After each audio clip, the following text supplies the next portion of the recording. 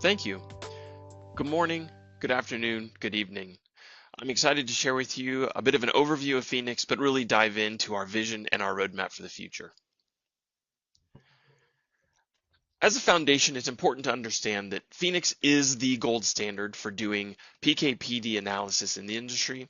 We have coverage over 60 countries in the world, covering more than 1,600 companies, and we are used in all top 20 global biopharma with a huge user base that has come through Certara University to get certifications and professional credentials in order to perform jobs at the highest level.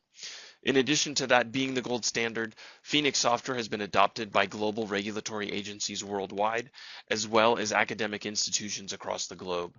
In addition to the 170 academic institutions that we support, we also have special relationships with approximately 15 centers of excellence across the world that specialize in teaching Phoenix as well as pharmacometrics applications of Phoenix. And having been in this industry for decades, Phoenix is cited in more than 33,000 articles. Phoenix products cover the four that are listed here. First and foremost is Win Non-Lin, the industry standard for NCA, focusing on PK/PD primarily and toxicokinetic modeling. We also have our NLME product, which is focused on the POP PK workspace that helps our scientists focus on modeling. Integral is our 21 CFR Part 11 compliant data repository that underpins all of these tools and technologies to make sure that you have the auditability and traceability of your data throughout the platform. And Piranha is our modeler's workbench that interoperates between different technologies to streamline development and evaluation of pharmacometric models.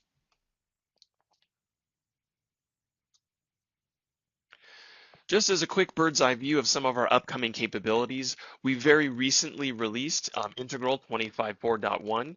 Key features of that is centralizing our security through a single sign-on with Certara admin, as well as releasing a public API that focuses on REST technologies to support broader scientific workflows, specifically where we see customers adopting it in their pharmacometric workflows, where we have built-in R packages that help interrelate and save the data directly into Integral from the command line.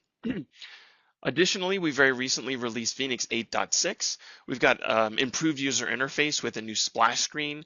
The splash screen helps really promote a lot of the events and educational opportunities coming out of Certara to increase your professional development, as well as key capabilities in the NCA engine and data wizard.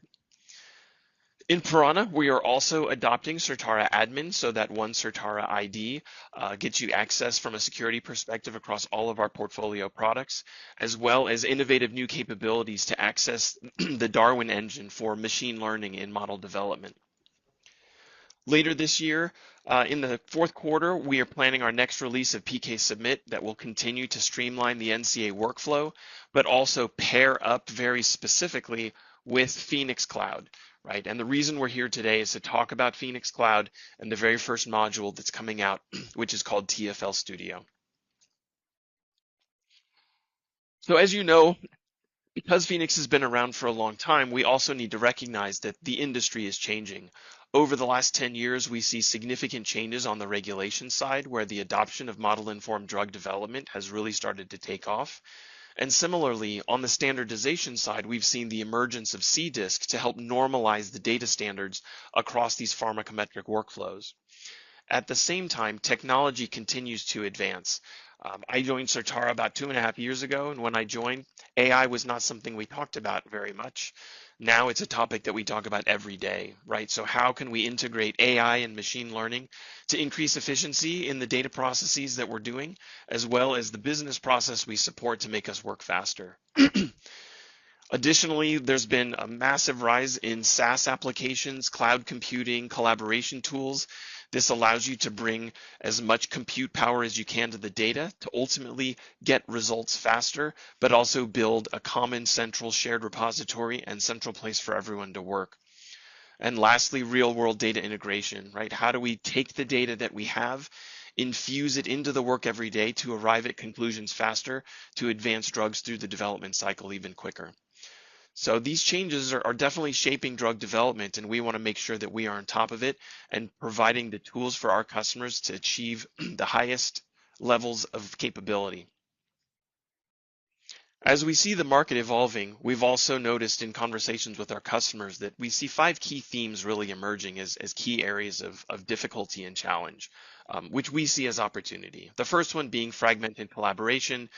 Increasingly, the work is getting specialized more and more across different divisions. So you've got teams in biostats that are using SAS and R to do sophisticated data manipulations, very technical speaking programming languages to do data transformations, trying to provide data sets over to scientists that really understand the deep science, exactly how those data sets need to look in order to perform the analysis necessary.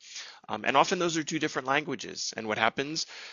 Well, one team hands the other team a baton, they inspect it, something's wrong, they hand it back, it gets fixed, it gets handed back to the scientist, and you end up creating these iterative cycles that cause time delays, right? So these are communication gaps that we see, and also the paper-based processes that accompany them. Because there's so many different individuals involved from start to finish, there's a lot of scattered information, multiple handoffs, very complex SOPs that help describe the business process that the humans follow, instead of having effective systems and technology in place that supports that business process. Next, and closely related, is there's a lot of disconnected software solutions. There is no single tool that covers the workflow from start to finish. So scientists and our customers need to stitch together multiple products in order to conduct and complete a single project.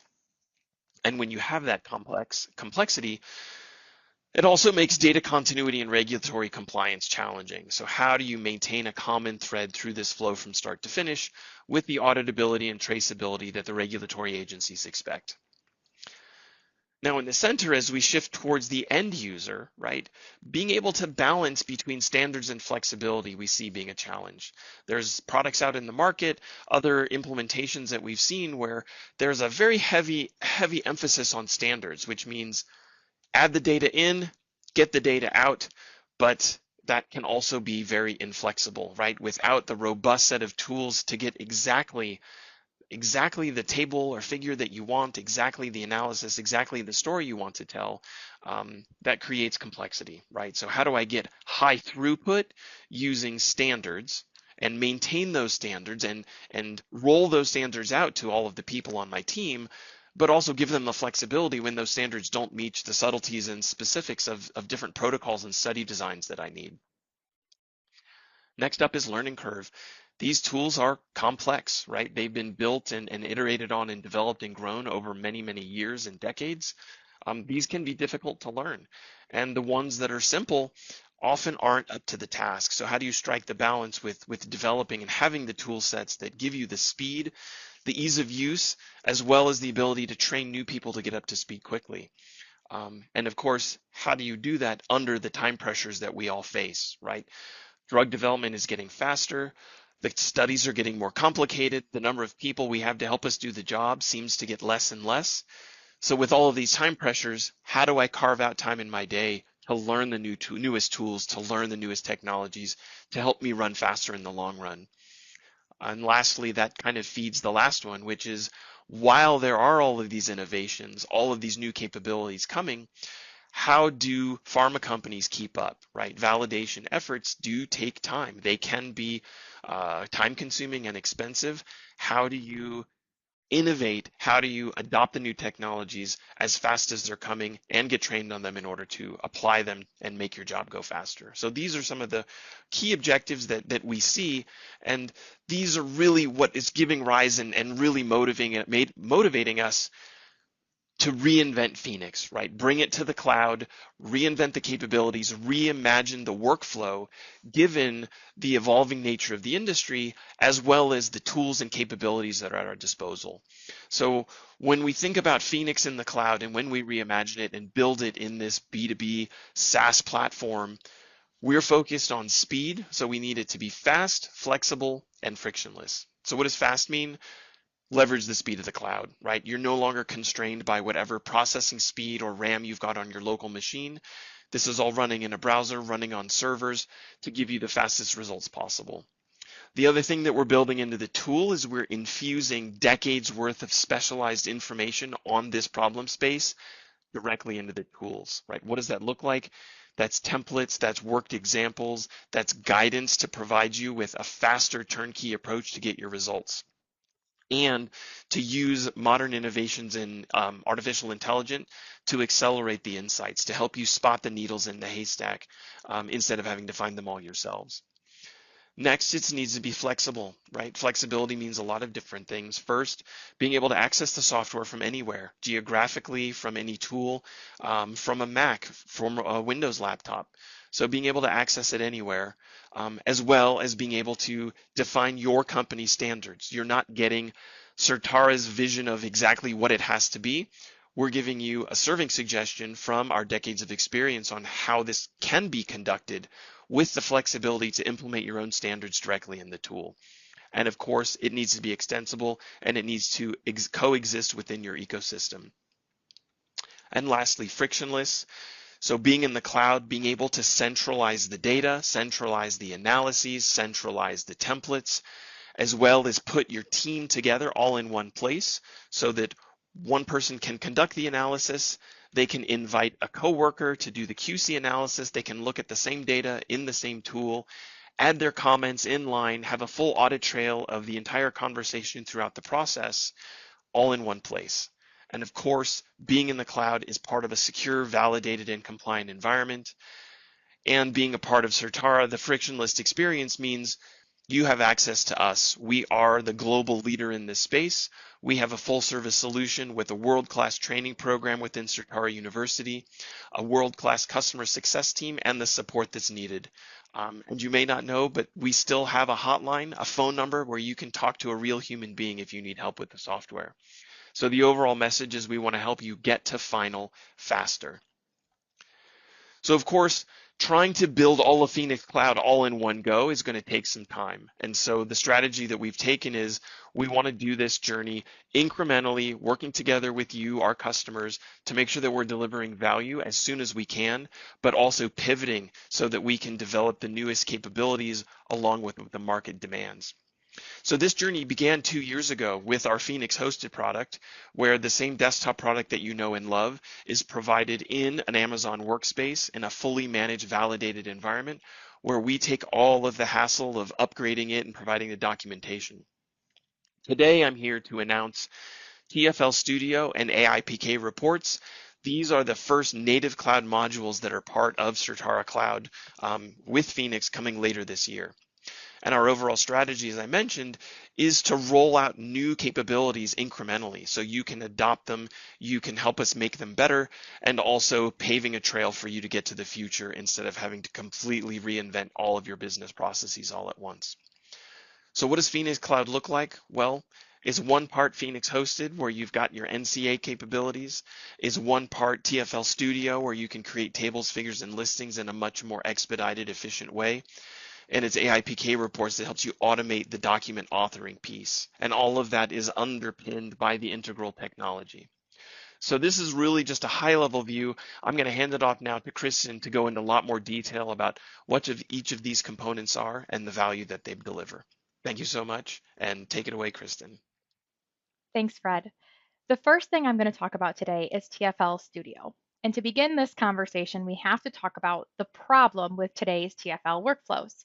So this workflow starts with creating standards. So in order to make your desired tables and figures, you need to define your standards. What should those tables and figures look like? What's a high quality table or figure? And generally, this is done by creating templates like object settings in Phoenix Desktop, or maybe standard scripts if you're creating your figures and tables in R. There's a lot of work that goes into this step. So it requires a lot of technical expertise. And, this varies as tool preferences varies for this step among users. And because of that variation, standards can be difficult to maintain and share. So it's once you define the standard, it might be difficult to share that standard with your colleagues. And so there's a lot of challenges in this step. Once you've created your standards, you need to be able to apply them. And this is not trivial. So each study's data set might have to be reformatted slightly, even in our standardized world, to match the structure used in the original templates or scripts in order to apply that standard successfully. And so this reformatting might have to happen to match the standards. And a lot of times it's difficult to make our standards adapt to study specific differences in the data. So even if the data is formatted correctly, the content of the data set can actually change based on the study design. And that might render some of your templates or your pre-made scripts unusable. Or at the very least, they require a lot of post-processing to get that exact output that you're looking for. So if you're able to create and apply your standards, the next step is to fine tune those TFLs. So there's going to be something that you have to adjust, even if your standards are really good and you've successfully applied them. You often need to make some changes to produce that desired final output. And this can be difficult and time consuming. And sometimes you need to do complex steps to get the details exactly right. We see this a lot in tables specifically. So getting that flagging and formatting and reporting correct can require a lot of tips and tricks in whatever tool you've chosen to get your desired output. So this is definitely a challenge in this process. And finally, in order to QC review these TFLs, every single step from raw data to that final rendering needs to be reviewed. We need to be completely sure that the tables and figures are accurate. And because of this difficult workflow, relying on intermediate data sets and complex workflows, all of that makes that QC step that much harder. And so it takes more time and it becomes, we're really reliant on that to catch any mistakes that happened upstream. And again, here we see that varied tools and skill sets can also make this difficult. If you've scripted in R, you need somebody who can review that R script. And whatever tool you're using can pose some challenges here. And so how are we going to address these challenges? Well, with TFL Studio, it's built for the way you work. We want you to be able to build publication-ready TFLs in 50% less time without compromising accuracy or compliance. So how are we going to make this happen? Well, the first thing is we're going to bring speed to your standards. So we're going to enable you to build those standard templates inside of our app, and these templates are going to be reusable and smart, and they're going to adapt to your real world needs without requiring you to do any coding. We're going to have flexible and transparent workflows. So everything that happens from source data set to that final rendering is going to be really transparent and clear to both the analyst and the QC reviewer. And so you're going to be able to get that quality output without the rigidity that you have to have in really locked down workflows. And finally, we're going to allow you to collaborate without friction. So we're going to simplify the way that you get and receive feedback. And then it's going to make onboarding a lot easier because the tools are going to be a lot more intuitive. And this is going to increase both consistency and teamwork. Just to give a little bit more clarity on how TFL Studio is going to address these workflow challenges, I've paired some of our features in TFL Studio up against the challenges. So first, creating standards. Again, we're going to be able to create in-app templates. So the same exact tool you're using to create your templates, you can apply your templates, and it's going to be easy to create and maintain these for your entire team or yourself inside of TFL Studio. And then you're going to be able to apply those standards. So you're going to define the standard data format in your dataset specifications, but you're going to be able to map into that standard with any dataset that you have. So whether there's only a tiny variation in your study data or it's really different data, you'll be able to map into that standard and still use all those same templates. This is also going to reduce the amount of maintenance that you have to do because the same template can work in a variety of situations. When you get to that step of fine tuning your tables and figures, we have our user-friendly table and figure designers, as well as automations that allow you to make every edit that you need in a really clear and easy way. And our automations are centralized. I'll demonstrate this in a minute so you can get every detail right without having to do a whole bunch of repetitive work. And finally, that transparent workflow. All of your tables and figures will render from your source data. No more intermediate data sets. Anything you need to do, filter, summarize the data, you're going to do it in the designer. And so your QC reviewer won't have to go back and trace through any of the steps that you did. Everything is going to be right at the surface, clear business language, easy to review for your reviewer. Okay, so this brings me to my favorite part, which is I'm going to give you a quick TFL Studio demonstration. So I'll bring up TFL Studio. So here we are. We're inside of an analysis inside of TFL Studio, and you can kind of think of an analysis as akin to a Phoenix project file. All of the data sets and tables and figures that you need for a specific analysis or a study are right inside this bucket. I've already uploaded a couple data sets. I have both concentration time and our PK parameter data sets. And I've associated or assigned each of these data sets to a data set specification. And now I can go ahead and get started creating my TFLs.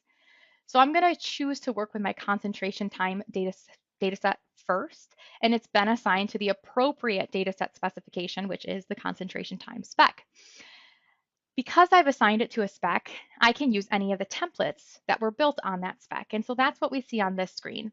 We have a bunch of templates with descriptive names that are built on this data spec. And I can choose as many or as few of these as I would like. I'm going to choose them all for the sake of demonstration. The other thing I want to point out here is collection. So this is designed to be an organizational tool for you to create tables and figures and organize them in a task specific way. So we'll have a bunch of templates and collections seeded into the product when you buy it, but you'll also be able to build your own templates and your own specs and your own collections. So you'll be able to operate and build this universe of standards that make it really easy for when a user comes to this screen, they say, oh, I have concentration time data, or I'm analyzing a single ascending dose study. And so I'm going to use the collection with all of those tables and figure templates and make it really easy to just get everything you need for a certain report or analysis with very little effort. So now that I've selected my templates that exist, the next step is our mapping step. So my data set that I uploaded doesn't exactly match the standard. It's pretty close. A lot of these variables match, but I don't have the variable subj ID in my data set. And so on this step, I can say, well, I don't have subj ID, but I do have subject. And so I want you to use the variable subject anywhere in the templates where the standard had used subj ID. And this is what I mean when we can actually apply our standards without having to rework the data set.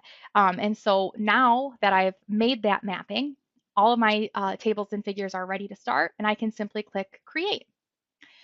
At this point, all four of those objects are instantly created, and I can navigate to any one of them. This is like an individual concentration time figure, and we can go ahead and go directly to the summary concentration time figure. And again, just like that, all of the tables and figures that we need for this report or this analysis are generated. And they're generated based on all the save settings that were in the templates. Now, I want to show you a few things about the designers that support some of my earlier claims about it's actually going to apply and all of your data, all of your tables and figures are sourcing the source. So here I have a summary concentration time figure, right, where I have its mean plus or minus or plus standard deviation. But this is actually still sourcing the original data set. You can see the name here. I haven't done an intermediate step to create the summary. And so if I actually take that summarize by off and apply another grouping variable, you can see this looks really similar to the individual figure we were just looking at, except for it's on a log scale. And so again, all of that adjustment is done in this designer. And so when my QC reviewer comes, they know exactly what's happened to this data set. And it's really clear. Similarly, we have filters. So you can take any variable that you want to filter on. I'll filter on dose. And I'll say dose does not equal, it doesn't really matter here, but I can exclude any dose that I want. And again, when your QC reviewer comes to this set, they say, they've excluded the 400 milligram dose. And it's really clear and transparent. And I didn't have to go make an intermediate data set to achieve this result. So I'm going to delete that for now.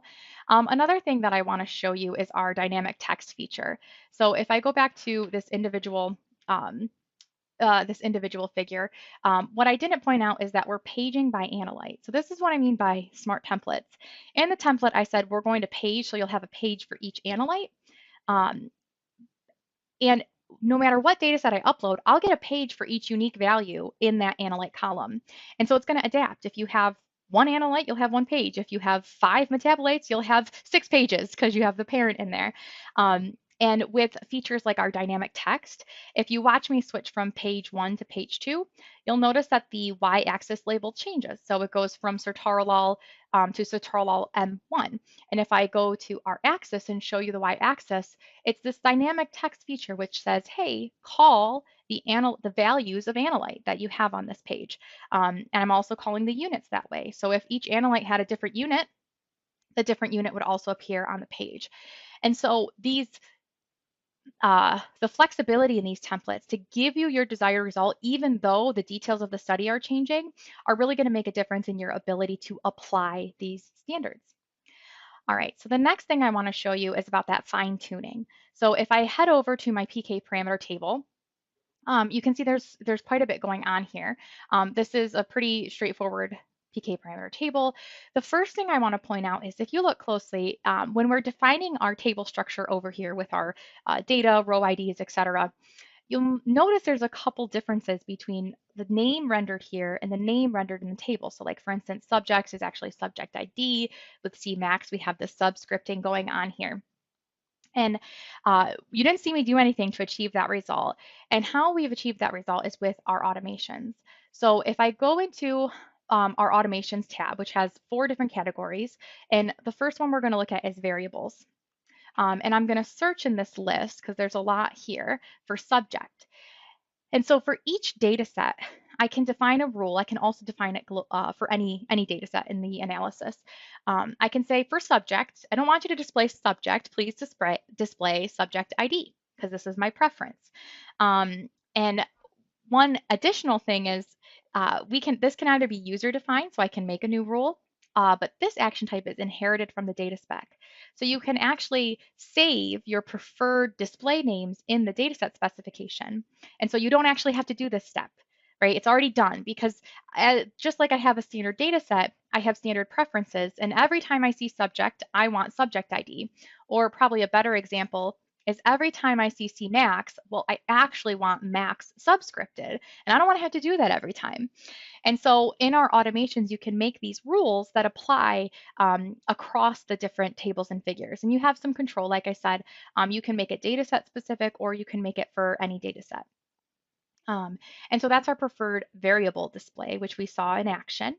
But the other type of automation that I want to get at is displayed here. So you might notice that I have a flag here. So I have a superscript A, and that's being applied where adjusted R squared is less than 0.8. And I'll show off a bit of our collaboration here as well. There's a comment in this table saying, can you review this? Your SAP says to omit values where adjusted R squared is less than 0.8. And let's say, oh, I see this note, and right here, they're all being included because you can see NS4. But I go back and review my SAP, and my QC reviewer is right. I can simply go back to my flag rules here, and you can see that where that flag came from was this rule. So anywhere where adjusted R squared is less than 0.8, flag it in the table. That's how I get the superscript A. But I haven't omitted it from calculations, and I should have. And so I'm going to go ahead and select that, save it, and then when I go back and refresh this table, you'll see that now N is 2, and they've been omitted from the summary statistics. So a really easy way to collaborate and edit your TFLs, and having those options like omit or not from summary statistics, we know that's part of your business process. We know it's something that we do. Sometimes we flag and omit, sometimes we flag and include. And we don't want you to have to write any sort of code to get there. And so we're building TFL Studio with all of these workflow steps in mind to give you a really clear and streamlined user experience in this application. So that's what I wanted to show you in app for TFL Studio. And I'm going to get back to my presentation. And the next solution I want to talk about is AI PK reports. And so getting into, well, what's difficult in report creation? We kind of start off in a similar space as TFLs. You need to create your standard. So you have to define the expected contents of your reports for each study type. This includes what tables and figures you want and what text. And we've kind of already answered the which tables and figures. Basically, there'll be a collection for that in your organization to use for your SAD study or whatever study you're working on. But you still have to define the report. So what statements should be made? What highlights should be hit? And this can be really difficult to create a standard. Again, for similar reasons, the study design changes. And so to have one static template report that covers all the scenarios that you're going to end up in is really challenging. And then another often overlooked challenge in report generation is inserting the tables and figures. They have to get in there, they have to get into the right spot. And this means you're copy and pasting. And this can cause a lot of pain in this process. It's time consuming and it can be error prone depending on the number of tables and figures that you're putting into your report. And then you get to the drafting text step. So we need to make clear and accurate statements. They have to be accurate, they have to be clear, and they have to meet the standard. And it can be difficult. It can be difficult to get a consistent result. And along the way, as you're crafting these statements, you have to often manually transcribe values into the text. So the summary values, if you want to call those out. And that's a spot where there can be some error. And then finally, review. Everything has to be reviewed for accuracy. Confirm your TFLs are in the proper location. And if there's a lot of inconsistency in your drafts, this can increase the QC burden, right? Just because it's by the nature of it being different every time. And so our AI PK reports, we want to get you clear drafts that are ready for review. And we're going to do this by leveraging AI to create reports in minutes instead of days. So we want to save you hours per report, and that's going to be mainly on that first draft. So we want to automate that first draft so your team can focus on the review step and not rework, and definitely not copy pasting. And this will result in a consistent, high quality output. I'll touch on it in the next slide, but we're going to have expertly crafted prompts for clear and standardized reporting. And this is going to fit right into your workflow. So as everyone's rushing to implement AI into their process, we need to be thoughtful about how we're implementing AI, and it has to go into our regular workflow. And one of the steps that's not going to be removed is that review step. So we need to QC review this, whether a human makes the first draft or an AI, it has to be reviewed. And so it's going to fit right into your workflow, just as if a human had made the first draft. And so again, to kind of pair this up with the challenges, for those created standards, we are going to have pre-built templates in this product in AIPK reports. They're going to be ready to use right off the shelf, and they're going to deliver the right insights for your data clearly and efficiently. And these templates are going to adjust just like our TFL templates. They'll adjust to the content based with the prompts. They'll adjust to the content of your data of your study. And for inserting TFLs, you're not going to copy paste. We're going to do that for you. We will automatically place the tables and figures that you provide as sources to the report. And drafting the text, our templates are going to be filled with expertly crafted prompts designed to get that text right. Both the statements and the values that they call from the data, from the tables, they're going to be right and they're going to be clear and they're going to get you the information that you need. And finally, that review. The review step is not going away, but the consistency of the output and the reliability of those first drafts is going to make this step easier. What I want to point out is that the first version of AIPK reports, which will be available in Q4 of this year, is really focused on memos, so PK and TK memos. These are lightweight, less formal reports that are usually used for internal decision making, as well as like safety review committee meetings as well. And so that's where they're really targeted to get you those key highlights and in a clear way, so you can, usually those turnaround times are pretty quick, so we'll help you get there faster. So what I want to show you is under the hood. And so you're not going to see this when you're using AIPK reports, but I just want to show you the technology behind it. And so everywhere in this document where you see this blue prompt content, there's a prompt there. And it's reading the source materials that have been uploaded, which are like the protocol, the tables and the figures. And it's using that as the source content for the prompts and then delivering the text. So this is really cool just to see it kind of operate here, where it's just automatically creating and drafting this first draft text. So that's what's happening behind the scenes for AIPK reports. And then the only other thing I wanted to mention in terms of AI PK reports is that this product is powered by another Certara product called CoAuthor. And CoAuthor is already ready to come off the shelf, so CoAuthor is available now. And with CoAuthor, you can build your own templates and write your own prompts to create custom templates. We have taken this, done that step for you, and made these ready-made prompts and templates that you can use. But we just want to point out that we're being powered by CoAuthor, and CoAuthor exists as a separate product today if you have really specialized, a lot of specialized reports that you want to be able to infuse with Gen AI in a structured way. Um, and we're also looking to have a service offering here where you could give us your unique reports and we can give you the AIPK report experience again, where you just upload your documents and get that first draft back, but we can make templates and prompts based on your content. All right, and the final solution that I want to talk about today is data review. So this is another area that takes a lot of time and can be really technical. Even when we get our data sets and they're almost ready for analysis, they've been prepared in the standard CDISC format, we often have to apply reviews and checks and create flags to either exclude data during the analysis, or there can be a variety of ways we need to handle data. And so the first step is to select your data flag. So you need to identify which checks and tasks you need to do to implement flags. And this is usually based on your study design, the protocol, and the analysis plan. Challenges here is it can be easy to overlook flags. It can be easy to miss things, and new studies can have new challenges. And so it's easy to kind of, skip something. And then once you get to the step of implementing flags, once you know what you need to look for, what you need to flag, this can be really difficult to implement. So translating that flag criteria into logic can be complex, and it may require either different tools or specialized skill sets. And so this can be a really challenging part of the flow. And then you need to review the flag, especially if you've made a new if else statement or a new complex workflow to get that flag. You need to make sure it's behaving appropriately.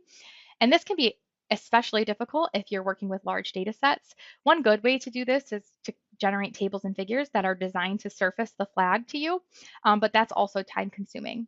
And finally, with QC validation, again, an independent reviewer has to confirm every single detail. And depending on the amount of effort that went into getting these flags in place, this can be a sizable workflow to review. And again, those different tools can cause confusion and slow down review.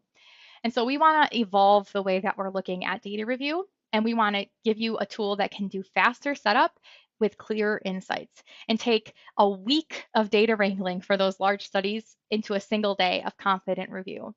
So how we're going to do this is we're going to have these streamlined and familiar pre-built tasks that use business language to simplify setup and review to implement the flags and the checks that you need. This will be interactive and flexible. Again, you'll be able to tailor these checks to the details of your study, just like your TFL templates. And once again, you're going to be working together. It's built for teams. You can collaborate, you can comment, and it's easy to track and follow what the original analyst did when you get to the QC review step.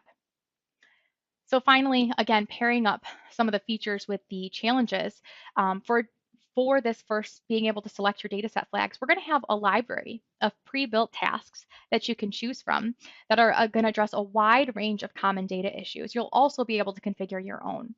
All of these tasks, when you implement them, they're going to be business logic driven. So when you get to the point where you're configuring the task, you're not writing an if else statement, but you're telling the application, hey, I have consistent time windows, or I have varying time windows, and these are the minutes that they vary, or the hours that they vary for each. You're not going to have to make an if else statement for that. That logic and the conditions are going to be handled behind the scenes. So then when you get to reviewing your flag results, we're going to have built-in ways for you to review what has happened with the flag. There's going to be three ways. You can see it in a figure, a table, or you can look at your source data set with filters. And so it's going to be really easy to see exactly what's happened and see if there needs to be any adjustments to the configuration of these tasks. And finally, QC validation. Because we're working in an intuitive interface, this streamlined review is going to be a lot easier for your QC analyst to follow and catch any mistakes. And so it's going to take a lot of the hassle out of the process. Okay, so we've talked about TFL Studio, AIPK reports, and data review. And you can see how these products, these evolving products, are spanning kind of all of our workflow, right? We have to prepare the data, analyze the data, make the tables and figures, and report. And so what we want to do as our platform evolves is enable the creation of these Phoenix applications. So these applications are going to be turnkey solutions for fast adoption and results. So all of these puzzle pieces are going to be fit together in specific ways to answer a specific problem. So that's what we're seeing here. Across the development from preclinical to late clinical, there are specific tasks that need to be done. So first in human dosing or bioequivalence, or you have SAD data I've already mentioned, or a food effect study, right? It's kind of a predictable workflow. And with our new puzzle pieces that can actually adapt to the specifics of that study, we can build these applications that handle all the analysis, and you can just upload your data and get back the results.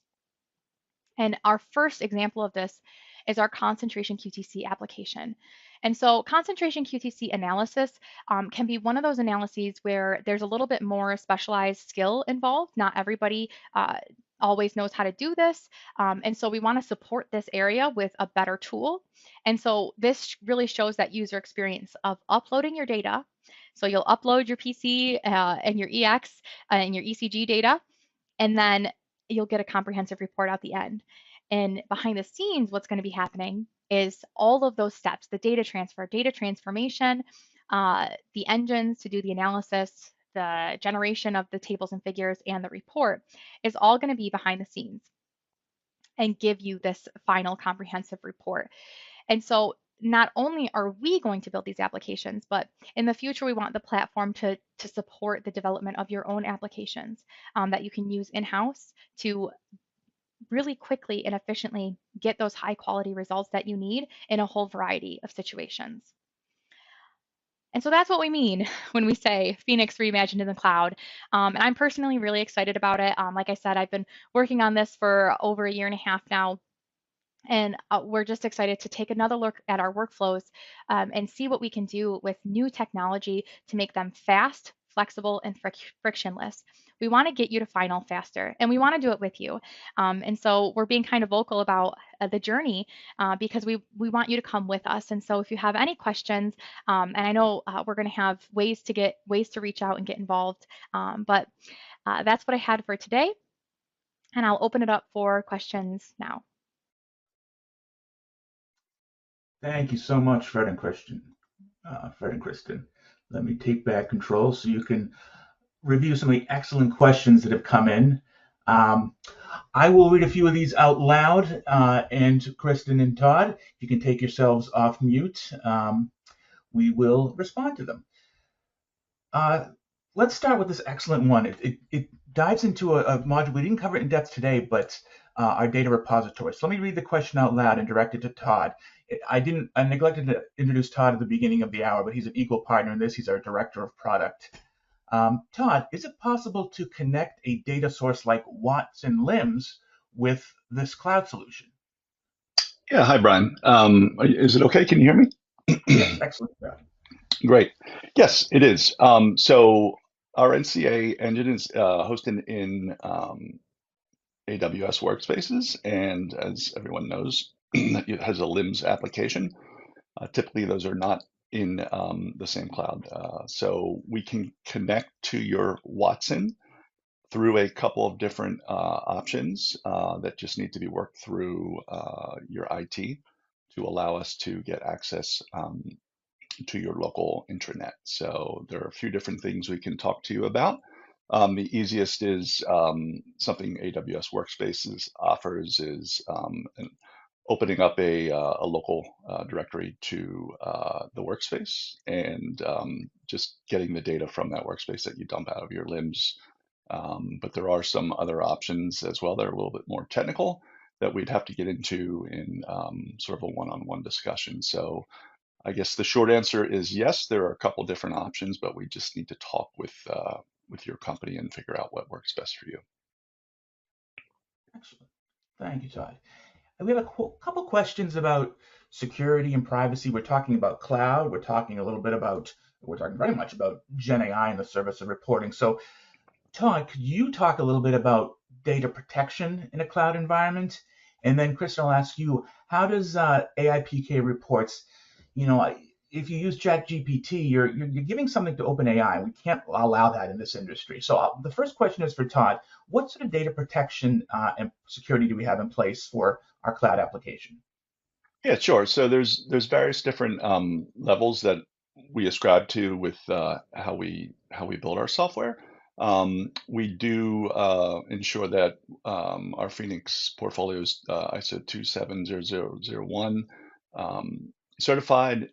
We also, try to work with GDPR standards as well in terms of data governance and PII information, ensuring we ascribe to all of those standards as well. So if there are particulars that someone has concerns over, or just in more detail would like to understand what Satara is doing to ensure the security of your data in our cloud, be more than happy to follow up with an individual conversation to talk about those.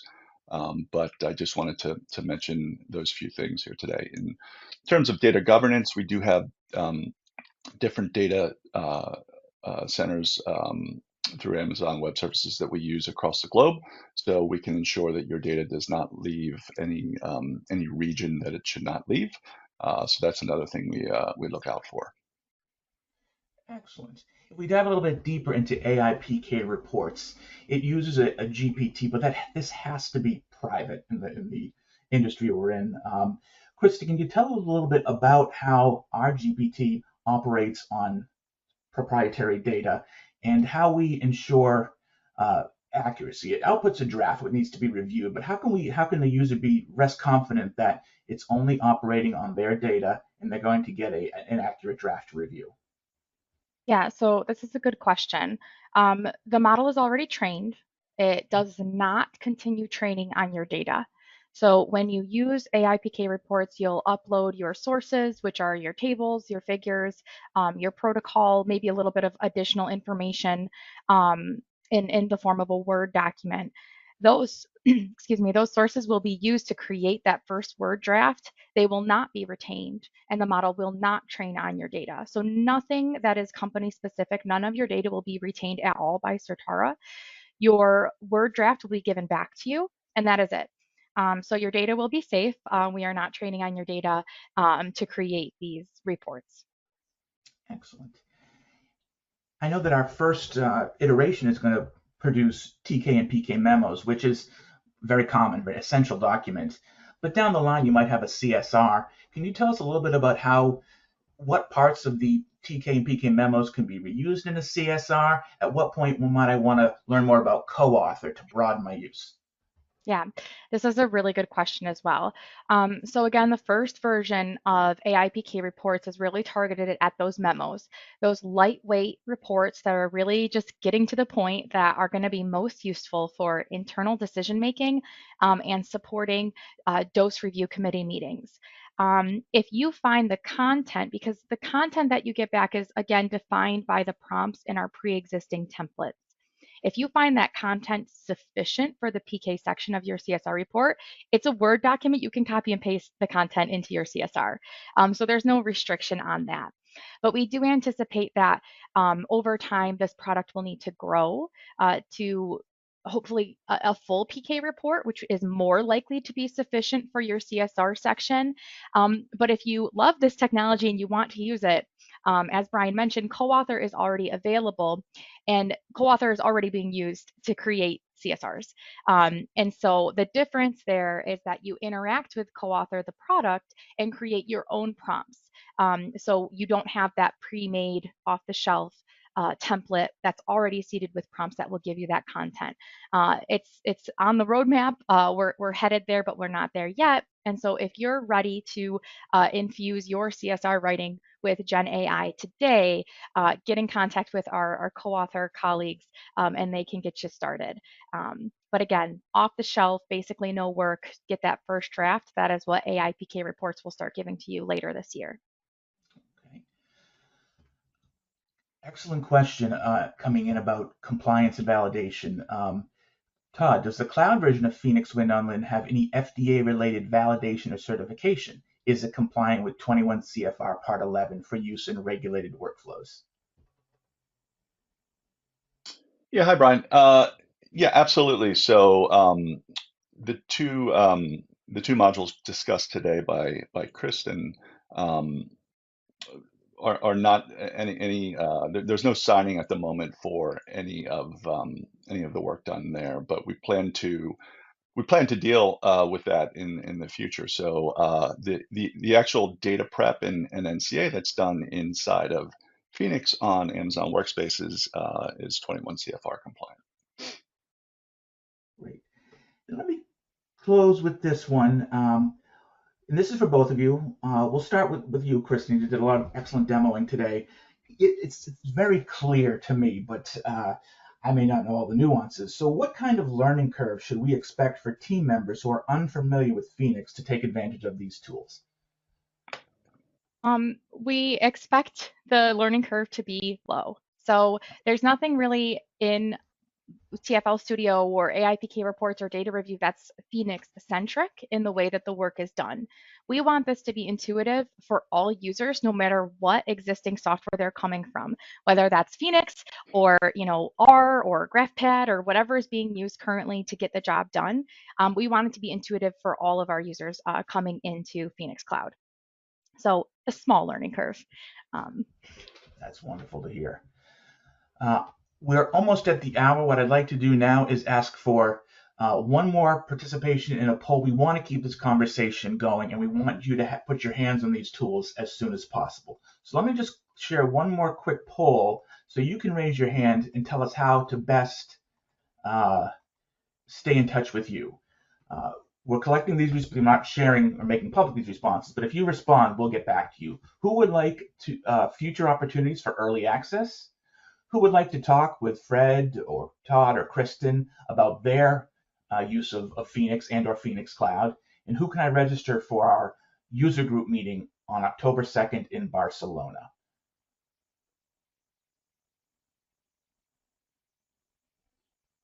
Excellent. I'm seeing lots of interest. Not surprised. We're really proud of these tools and proud to make your workflows easier. I'll give it a few more seconds. All right, there'll be a survey at the very end that poses the same question, and plenty of opportunity to get in touch with us. This brings us to the bottom of the hour. Fred, Kristen, Todd, thank you so much. Everyone here will receive an email with a recording of this webinar early next week. I encourage you to go to sitara.com/Phoenix. You can learn more about our entire platform. You can sign up for our newsletter. And if you're already a licensed user, we encourage you to download Phoenix 8.6.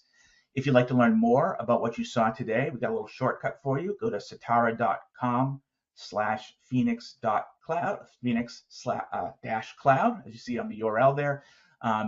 Contact us to learn more, get a demo. We really look forward to refining and building these tools with you. With that, one last thank you for our awesome presenters, and thank you all for the excellent questions and always pushing Phoenix to stay on the leading edge of PKPD workflows. Have a great day, everyone.